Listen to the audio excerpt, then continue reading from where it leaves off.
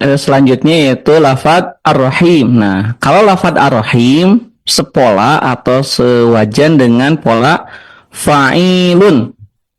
Nah, pola fa'ilun ini ya sahabat MQ di dalam bahasa Arab ini menunjukkan sifat yang kekal senantiasa melekat pada seseorang.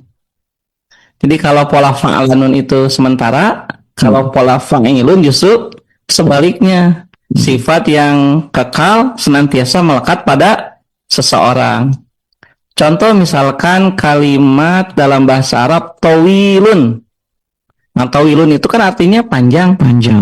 Panjang itu apakah selamanya atau sementara, Kang Huda? Ya, selamanya. Kacang panjang misalkan ya, dipotong tetap namanya jadi kacang pendek atau kacang panjang? Kacang panjang. Nah ini selamanya. Jadi sifatnya begitu ya. Tawil panjang, tidak mungkin jadi pendek. Tawil. Kemudian kabirun itu artinya besar. Besar. Nah besar juga sama, arti besar itu adalah sifat yang selamanya. Kemudian ada misalkan contoh yang lain, jamilun artinya cantik, indah atau cantik ya selamanya. Itu tidak mungkin ada perubahan. Tentu saja panjang misalkan tadi apa, besar, indah ada sifat yang senantiasa melekat pada seseorang. Maka kata ar-rahim berarti Allah itu maha penyayang. Berarti sayangnya Allah itu bersifat hanya khusus. Nah, yang tidak terbatas waktu selamanya. Namun hanya dicurahkan kepada sebagian makhluknya yang berjuang untuk mendapatkannya dengan beramal solih. Jadi kalau rahim Allah itu adalah sifat yang kekal selamanya, diberikan tidak kepada semua makhluknya, tapi hanya khusus diberikan kepada orang yang beriman dan beramal soleh. Beriman dan beramal soleh karena sayang kan artinya. Betul. Kalau Rahman itu maha pengasih, kalau kita ngasih kan bisa ke siapa saja. Tapi kalau Rahim artinya maha penyayang, itu hanya khusus kepada orang yang beriman dan beramal soleh.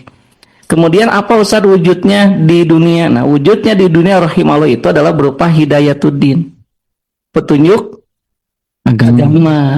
Jadi ketika seseorang diberi hidayah, nah itu berarti dia mendapat rahim Allah. Karena tidak setiap orang diberi hidayah. Apakah semua manusia di dunia ini muslim?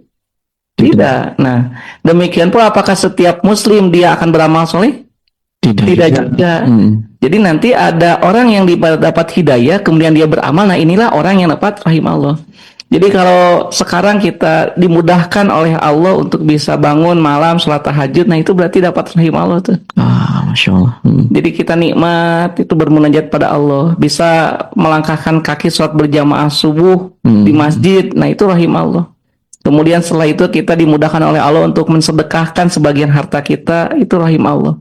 Kita dimudahkan oleh Allah untuk bisa memaafkan kesalahan orang, itu termasuk rahim Allah. Jadi rahim Allah itu bentuknya berupa atau wujudnya adalah beramal solih.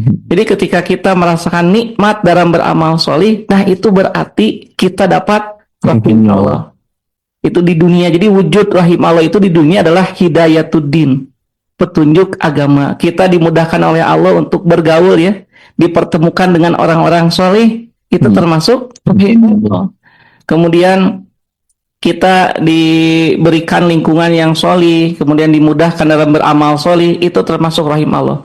Nanti di akhirat itu, nah nanti kalau di dunia itu rahim Allah itu puncaknya adalah husnul khotimah. Jadi ketika seseorang dengan amal solih, dengan keyakinannya yang kuat sampai akhir hayatnya, lalu Allah wafatkan dia dalam keadaan husnul khotimah, itu berarti dia mendapat rahim Allah. Nanti di akhirat wujud rahim Allah itu adalah berupa surga.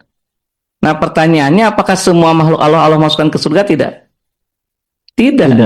Hanya orang yang beriman dan beramal soleh saja. Dalam surah Al-Baqarah, wa basyiril ladina amanu wa amilus solihati annalahum jannatin tajri min tahtihal anhar.